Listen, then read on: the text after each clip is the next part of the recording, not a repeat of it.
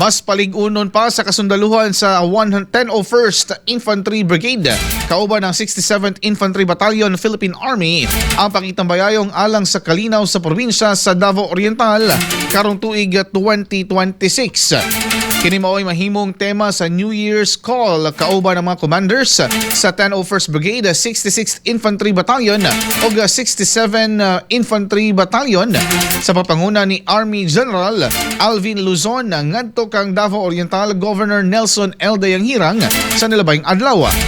Himo sa 101st ang pakitagbo sa amahan sa probinsya o gihisgutan sa mga kinanini ang padayon nga pag-alayon sa kansundaluhan sa paglatag sa mga manindot nga mga plano sa maabot nga tali nga probinsyal nga pagamahanan sa Armed Forces of the Philippines isip kabahin sa pagbaligon sa kalinaw, seguridad ug kalambuan sa lalawigan.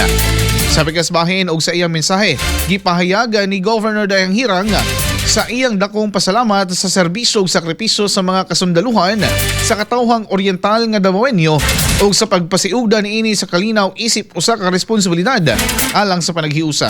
Ang naasoy nga New Year's Call nagpamatuod lamang nga lig-on nga koordinasyon, respeto ug panagkigdait tali sa gobyerno ug security forces mao ang solido nga pundisyon sa malinawon ug lig-on nga probinsya sa Davao Oriental.